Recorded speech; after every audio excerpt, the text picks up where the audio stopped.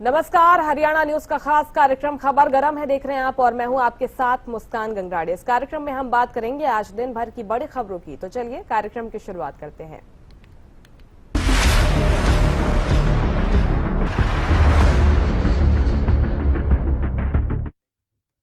मुख्यमंत्री नायब सिंह सैनी ने एक बार फिर पंचकुला में प्रचार करते हुए एक विशाल जनसभा को संबोधित करते हुए नगर निकाय चुनाव को शहर के उज्जवल भविष्य के निर्माण का अहम अवसर बताया।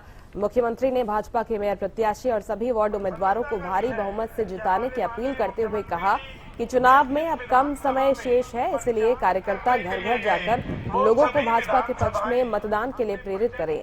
उन्होंने विश्वास जताया कि जनता का व्यापक समर्थन भाजपा को मिल रहा है और पार्टी ऐतिहासिक जीत दर्ज करेगी।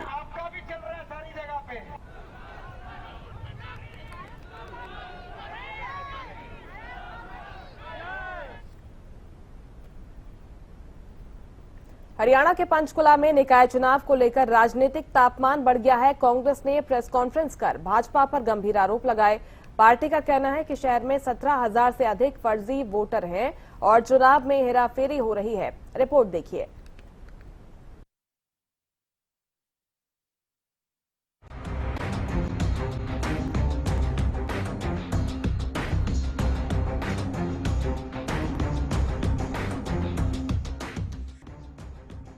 हरियाणा कांग्रेस ने पंचकुला में निकाय चुनाव को लेकर गंभीर आरोप लगाए हैं। पार्टी का दावा है कि शहर में 17,086 फर्जी और डुप्लीकेट वोटर हैं। कांग्रेस नेताओं ने प्रेस कॉन्फ्रेंस में कहा कि ये केवल क्लरिकल गलती नहीं है, बल्कि जानबूझकर की गई हेराफेरी है। कांग्रेस नेताओं ने भाजपा पर निशाना साधते हुए कहा कि पार्टी हार के डर से वोटर लिस्ट में गड़बड़ी कर रही है। सुरजेवाला ने कहा कि पंचकुला में हार देखकर भाजपा छटपटा उठी है। कुलभूषण गोयल और श्यामलाल बंसल को फायदा दिया जा रहा है। कांग्रेस ने वोटर लिस्ट में डबल एंट्री की जांच और दोषियों के खिलाफ कार्रवाई की मांग की है। उन्होंने कहा कि संपूर्ण वोटर लिस्ट का शुद्धिकरण किया जाए। भारतीय दंड संहिता, जन प्रतिनिधित्व अधिनियम, representation of people act, BNS, क्योंकि अब कानून बदल गया है, बीएनएस भारतीय न्याय संहिता आ गई है, और नगर निगम अधिनियम के प्रावधानों के अंतर्गत एफआईआर दर्ज हो। और इसमें विशेषतः बीजेपी के नेतृत्व, बीजेपी के आउटगोइंग मेयर कुलभूषण गोयल, मौजूदा कैंडिडेट श्यामलाल बंसल, बीजेपी के 20 वार्डों के चिन्हित उम्मीदवार, क्योंकि इनको सीधा फायदा होगा। हमारी 3 बड़ी सीधी मांग, कोई बात नहीं, कई बार डाउट है तो हमने ये कहा कि संपूर्ण मतदाता सूची को फौरी तौर से उसका शुद्धिकरण हो, संशोधन हो, उसे साफ किया जाए, उसे सैनिटाइज किया जाए, सभी डुप्लीकेट एंट्री चिन्हित कर हटाई जाए। 17,086 से ज्यादा भी तो हो सकती है।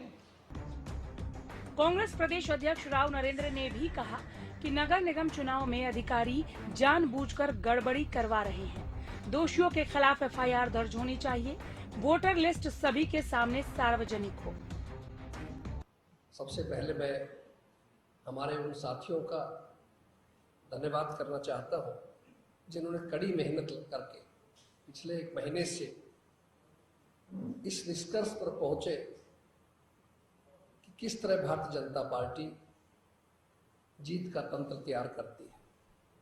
जैसे दिल्ली में हमारे जननेता आदरणीय राहुल गांधी जी ने स्पष्ट रूप से मीडिया के सामने खोल करके दिखाया था किस तरह कर्नाटक में, देश के अन्य हिस्सों में वोट चोरी की गई, हरियाणा में वोट चोरी की गई। उसी आधार के ऊपर हम एक बात जिम्मेदारी के साथ, दावे के साथ कह सकते हैं कि जो अब नगर निगम के चुनाव जो चल रहे हैं, पंचकुला, अंबाला, सोनीपत और धारूहेड़ा रेवाड़ी नगर पालिका परिषद के, कि इसमें जानबूझ करके, मिलीभगत करके सरकार को फायदा पहुंचाने के पर्पस से ऐसा सरकार ने करवाया है अपने मातहत अधिकारियों के माध्यम से, और इस निष्कर्ष पर पहुंचे हैं कि इनके खिलाफ सख्त कार्रवाई होनी चाहिए। अभी भाई रणदीप जी ने विस्तार से आपको सारी बातें बताई, मैं उनका रिपीटेशन नहीं करना चाहूँगा, लेकिन ये जरूर है कि लोकतंत्र है और लोकतंत्र के अंदर जनता ये चाहती है कि जो परिणाम सही आए सामने आना चाहिए। हमें गांव में लोग मिलते हैं कि हमने वोट दिए, कांग्रेस का जीत होनी चाहिए थी, क्या कारण रहा, भाजपा कैसे जीती, तो आपके सामने इसका मतलब बहुत बड़ा षड्यंत्र इसके पीछे काम कर रहा है।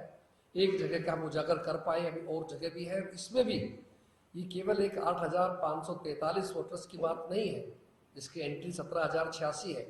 और भी बहुत इसमें गौर करेंगे तो इसमें हजारों और भी पाई जाएंगी और दूसरी जगह भी। इसीलिए आज हम भाई रणदीप जी, चंद्रमोहन जी और हमारे साथ सीनियर साथी, हम स्टेट इलेक्शन कमिश्नर महोदय से, रिटर्निंग अफसर से ये देकर के आए हैं, आपको मेमोरेंडम देकर के आए हैं कि इसकी निष्पक्ष जांच होनी चाहिए, दोषियों के खिलाफ सख्त कार्रवाई होनी चाहिए, ताकि दूध का दूध और पानी का पानी हो सके। इससे पहले राहुल गांधी ने पश्चिम बंगाल चुनाव के नतीजों के बाद ट्वीट कर कहा कि वोट चोरी से कभी सीटें चुराई जाती हैं, कभी पूरी सरकार। हरियाणा में तो पूरी सरकार ही घुसपैठिया है। हालांकि इस पर बीजेपी चुप नहीं बैठी थी और कैबिनेट मंत्री अनिल विज ने राहुल को जवाब देते हुए कहा कि राहुल गांधी रोते रहते हैं। लेकिन मैंने देखा कि जब जब देश खुशियां मनाता है, राहुल गांधी जी रोने बैठ जाते हैं। उनको रोना आता है। 99 चुनाव हार चुके हैं, हम तो उनकी सेंचुरी मनाने का इंतजार कर रहे हैं। बहरहाल प्रदेश कांग्रेस ने निकाय चुनाव साधने का दावा करते हुए निष्पक्ष और पारदर्शी चुनाव की मांग की है और चेतावनी दी है कि यदि फर्जी वोटर लिस्ट और इसके पीछे जो लोग हैं उनके खिलाफ कार्रवाई नहीं हुई तो वे वोट चोरी करने वाली सरकार को उजागर करेंगे। अब देखना होगा कि बीजेपी के खेमे से क्या जवाब आता है और चुनाव आयोग की ओर से इस पर क्या एक्शन लिया जाता है। Bureau report, Haryana news. तो हरियाणा कांग्रेस के गंभीर आरोप और मुख्य मांगे आपको दिखा रहे हैं। कांग्रेस ने वोट चोरी के आरोप लगाए हैं निकाय चुनाव में। पंचकुला की वोटर लिस्ट के आधार पर कांग्रेस का बड़ा दावा। पंचकुला की वोटर लिस्ट में 17,086 डुप्लीकेट वोट का कांग्रेस का दावा है। डुप्लीकेट वोट मामले की निष्पक्ष जांच हो और समयबद्ध जांच कराई जाए, ये भी मांग की है कांग्रेस ने। मतदाता सूची का शुद्धिकरण करना और डुप्लीकेट वोट हटाना, ये भी मांग इसमें शामिल है। जांच के आधार पर संलिप्त लोगों पर एफआईआर दर्ज हो, ये भी मांग की है। जब तक जांच पूरी न हो, इन 17,086 वोटर्स को वोट न देने दिया जाए, ये भी कहा।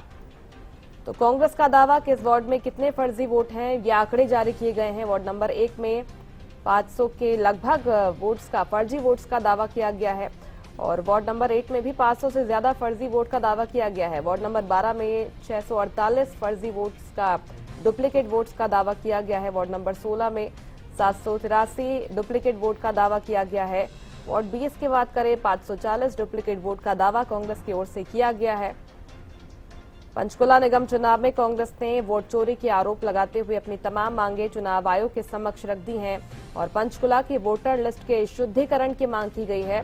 कांग्रेस ने ये बड़ा दावा किया है। पंचकुला की वोटर लिस्ट में 17,086 डुप्लीकेट वोट का कांग्रेस ने दावा किया। डुप्लीकेट वोट मामले की निष्पक्ष जांच की मांग की है, समयबद्ध जांच की मांग की गई है। मतदाता सूची का शुद्धिकरण करना और डुप्लीकेट वोट हटाना, ये मांग भी इसमें शामिल है। इसके साथ ही जांच के आधार पर संलिप्त लोगों पर एफआईआर दर्ज हो, ये भी मांग की गई है।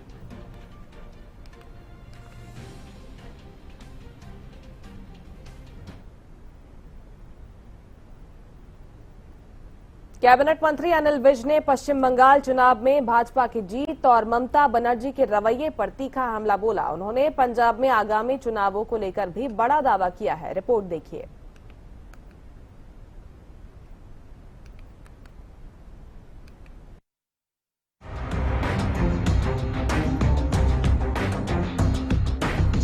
हरियाणा कैबिनेट मंत्री अनिल विज ने पश्चिम बंगाल चुनाव में मिली हार के बाद ममता बनर्जी के मुख्यमंत्री पद न छोड़ने पर तंज कसते हुए कहा कि वो बहुत लफड़ेबाज महिला हैं। यह राजशाही नहीं, यहाँ लोकशाही है। संविधान में इसके लिए प्रावधान है कि अगर कोई मुख्यमंत्री इस तरह का कृत्य करे तो उसे उठाकर बाहर किया जा सकता है। बहुत लफड़ेबाज महिला है और उसके इस कहने से कुछ नहीं होता। यहाँ पर राजशाही नहीं है कि मैं गद्दी नहीं छोड़ूंगा, यहाँ पर लोकशाही है। संविधान में इसके प्रावधान दिए हुए हैं कि अगर इस प्रकार का कोई कृत्य कर दे मुख्यमंत्री तो उसको उठाकर बाहर भेजने के क्या क्या तरीके हैं। संविधान में इसका प्रावधान दिया हुआ है। आगामी पंजाब चुनावों को लेकर अनिल विज ने दावा किया कि 22 राज्यों में भाजपा की सरकार है, पंजाब भी इससे अलग नहीं रह सकता। अब बीजेपी पंजाब में भगवा लहराएगी और पंजाब की कंगाली को दूर करेगी। पंजाब में भी भारतीय जनता पार्टी की सरकार आएगी और पंजाब की आज जो दुर्दशा है, जो पंजाब सारे देश में एक नंबर पर माना जाता था और इन सरकारों ने समय समय पर पंजाब को लूट कर कंगाल कर दिया, पंजाब की कंगाली को दूर करेंगे, पंजाब में भगवा लहराएंगे। बंगाल चुनाव में बीजेपी की जीत के बाद कांग्रेस नेता राहुल गांधी के बयान कि बीजेपी ने चुनाव आयोग की मदद से जीत हासिल की पर अनिल विज ने कहा कि राहुल गांधी हर खुशी के मौके पर रोते हैं। विज ने कहा, देश खुशियां मनाता है तो राहुल गांधी रोने बैठते हैं। राहुल गांधी 99 चुनाव हार चुके हैं और अब हम उनके हारने के शतक का इंतजार कर रहे हैं।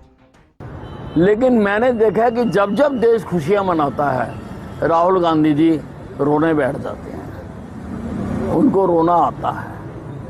99 चुनाव हार चुके हैं, हम तो उनकी सेंचुरी मनाने का इंतजार कर रहे हैं। हरियाणा के मंत्री अनिल विज ने ममता बनर्जी, राहुल गांधी और पंजाब की राजनीति पर कड़ा हमला बोला है। आगामी चुनावों में भाजपा की संभावित विजय और राजनीतिक टकराव की ये गूंज पूरे देश की नजरें पंजाब और पश्चिम बंगाल पर टिकाए रखेंगी। Bureau report, Haryana news.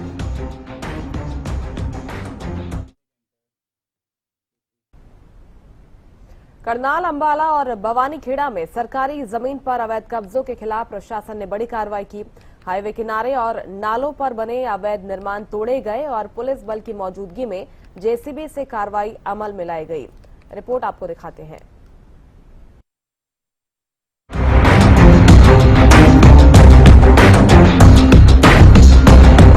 Karnal में HSIIDC की 12 एकड़ सरकारी जमीन पर लंबे समय से कब्जा था।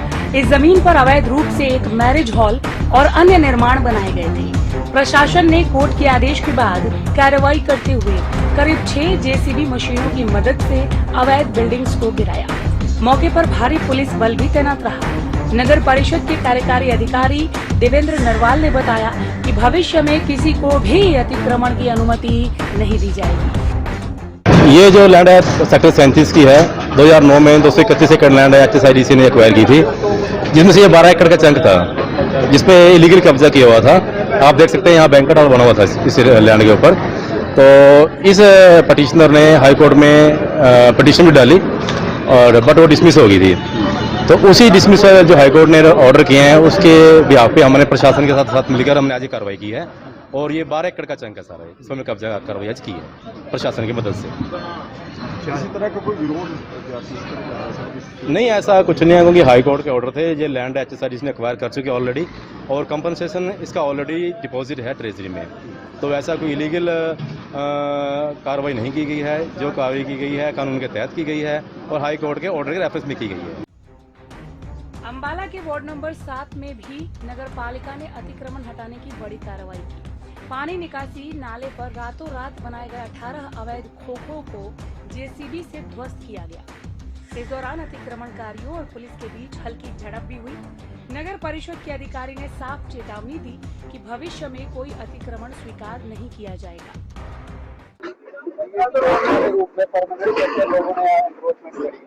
नगर परिषद की रोड है, नगर परिषद का कोई परमिशन नहीं है, ना इनकी कोई ओनरशिप है। बार बार रोकने को मना करने के बावजूद भी यहाँ पे जो एक परमानेंट स्ट्रक्चर बना के उसकी पूरी मार्केट काट दी जो गलत है कानून के हिसाब से। इसलिए आज इनको एनफोर्समेंट करके हटाया। विरोध का तो कोई कारण नहीं है क्योंकि ये सारी चीज इलीगल है, इलीगल के लिए कोई। बवानीखेड़ा में कार्रवाई के दौरान 7 मकान तोड़े गए, जिससे 1 दर्जन से अधिक परिवार बेघर हो गए। प्रभावित नागरिकों ने आरोप लगाया कि उन्हें पुनर्वास की कोई व्यवस्था नहीं दी गई, जिससे कई लोग खुले में रहने को मजबूर हैं। नगर पालिका सचिव संदीप गर्ग ने कहा कि सरकारी जमीन पर अतिक्रमण बर्दाश्त नहीं किया जाएगा और कार्रवाई जारी रहेगी। उस मौके पर सीएम अनाउंसमेंट के तहत एक सिटी पार्क का निर्माण करवाया जा रहा है। दूसरा, इसके अलावा पब्लिक हेल्थ डिपार्टमेंट की तरफ से नगर पालिका भवानी को रिक्वेस्ट दी गई थी कि वहाँ की मिट्टी है जो बार बार नीचे बैठ रही है और जिस कारण से वहाँ की सीवरेज व्यवस्था प्रभावित हो रही है। सेम टू सेम हमें डायरेक्शन मिली थी डीसी साहब की तरफ से, तो उस पर कार्रवाई करते हुए सबसे पहले जो प्रतिवादी थे उन सभी को नोटिस जारी किया गया था, उनको सुनवाई का मौका दिया गया और उसके बाद डिमोलिशन के ऑर्डर जारी किए गए थे और जो ड्यूटी में जिस रहता ढंग से उन सख्ती कर्मन को शांतिपूर्ण तरीके से हटा दिया गया। ये 7 मकान थे और 7 परिवार इसमें रह रहे थे और ये काफ़ी इनको बार नोटिस दे दिया था, इनको मौखिक रूप से कार्यालय में बुलाकर उनको अवगत करवाया जा चुका था कि वो उस जगह को खाली करते हैं। वो सरकारी भूमि है और सरकारी भूमि पर किसी भी प्रकार का अतिक्रमण करना गैर कानूनी है। कहना चाहवा जी मकान फूटे है तुम्हारा समाधान करो कि जगह दो मामला।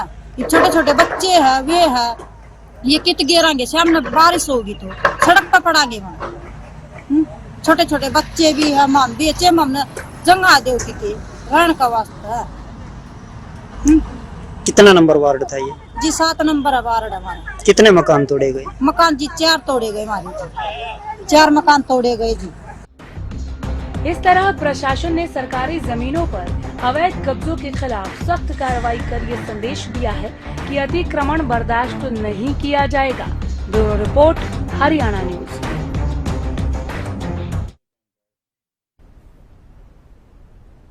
यमुनानगर के रतनपुरा गांव में लोग इन दिनों एक गंभीर संकट का सामना कर रहे हैं।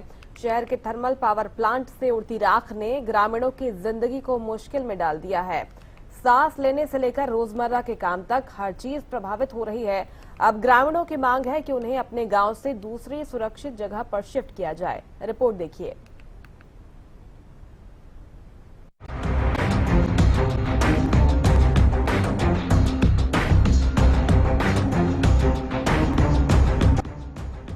यमुनानगर के रतनपुरा गांव के लोग अब अपने घर, खेत और स्वास्थ्य की सुरक्षा को लेकर गहरी चिंता में हैं। थर्मल पावर प्लांट से उड़ती राख ने उनकी जिंदगी को जिस तरह प्रभावित किया है वो किसी भी संवेदनशील दिल को हिला देने वाला है। ग्रामीणों की उम्मीदें अब प्रशासन की कार्रवाई पर टिकी है।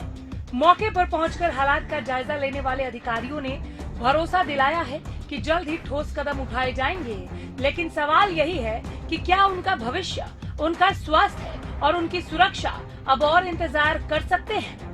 रतनपुरा के लोग अब एक सुरक्षित जिंदगी की उम्मीद में हैं और ये समय है कि उनके संघर्ष को गंभीरता से लिया जाए। स्थानीय निवासियों का कहना है कि लगातार राख के संपर्क में आने से खांसी, सांस लेने में दिक्कत, त्वचा पर एलर्जी और आंखों में जलन जैसी समस्याएं बढ़ गई हैं। विशेषज्ञ बताते हैं कि थर्मल प्लांट की राख में भारी धातु और हानिकारक तत्व हो सकते हैं जो लंबे समय तक स्वास्थ्य के लिए गंभीर खतरा बन सकते हैं। ग्रामीण अब अपने गांव को सुरक्षित जगह पर शिफ्ट करने की मांग कर रहे हैं। इस गंभीर स्थिति को समझने के लिए हरियाणा के विकास एवं पंचायत विभाग के अतिरिक्त मुख्य सचिव विजेंद्र कुमार ने रतनपुरा का दौरा किया। उन्होंने लोगों से बातचीत की और भरोसा दिलाया कि सरकार जल्द ही ठोस कदम उठाएगी। पहली गांव में थर्मल प्लांट 600 मेगावाट का पहले ऑलरेडी चला हुआ है। अपने हिसाब से सरकार ने एक और नई यूनिट 800 मेगावाट की नई लगाने का काम शुरू किया हुआ है। पहले हमारा गांव प्रदूषण से बड़ा प्रभावित है और 800 मेगावाट लगने से तो डबल यानी 600 और 800 हो जाएगा। बड़ा नुकसान है गांव में। पशु को कंसीव होने में बड़ी दिक्कत है। जो अपने इफेक्टेड आदमी है उनको सांस बीमारी, एलर्जी, दमा की काफी बीमारियां हैं। लगातार पिछले साल तो जी हर महीने 10-10 मौत हुई है। 5-4 दिन में मौत होती थी गांव में। हमारी तो सरकार से मांग है तो जिस गांव हिसाब से पानीपत में गांव शिफ्ट किया है, जितनी जिसकी जमीन है या मकान है उसको उस हिसाब से जमीन दे दी जाए, कोई भी है जी, और सरकार कहीं और बसाया जाए हमारे गाँव। हमारी सरकार और प्रशासन से यही मांग है। रतनपुरा कायमपुरा की कमेटी से बातचीत हुई है। मुद्दा यह है कि रतनपुरा कायमपुरा गांव के पास जो थर्मल प्लांट है इससे पोल्यूशन ज़्यादा है, खासकर ऐश का पोल्यूशन, डस्ट का पोल्यूशन, और इससे लोगों की सेहत खराब हो रही है। घरों में बहुत ज़्यादा ऐश जो है जमा हो जाती है। तो वो कह रहे हैं कि हमको यहाँ से थर्मल प्लांट से थोड़ा दूर शिफ्ट कर दें, क्योंकि अब एक तीसरा थर्मल यूनिट भी बनने वाला है। तो हमने आज पंचायत से जो बात की है हमने कहा आपके क्या ऑप्शंस हैं। तो उन्होंने कहा पहला ऑप्शन तो ये है कि आप अपनी जो पावर प्लांट की कॉलोनी है वहीं पर हमें एकोमोडेट करें, या फिर फतेहपुर गांव या नया गांव वहाँ पर कोई ज़मीन लेके हमको एकोमोडेट करें। और एक लास्ट ऑप्शन ये भी दिया कि हमारे ही गांव में लगभग 12-15 एकड़ अवेलेबल है, जिसमें थोड़ा भरत करना पड़ेगा, वो पंचायत का ज़मीन है, वो भी एक ऑप्शन है। ये सारे ऑप्शंस हम एक्सप्लोर करेंगे और अपनी रिकमेंडेशन सरकार। यमुनानगर के रतनपुरा गांव के लोग अब अपने भविष्य की चिंता में हैं और थर्मल प्लांट से उड़ती राख से निजात पाने की उम्मीद में हैं। प्रशासन ने मौके पर जाकर हालात समझने की पहल की और जल्द समाधान का भरोसा दिया। स्थानीय लोगों को इसी समाधान का इंतजार है। Bureau report, Haryana news. और इसी के साथ हमारे खास कार्यक्रम खबर गरम है में फिलहाल इतना ही। आप देखते रहिए हरियाणा न्यूज। नमस्कार।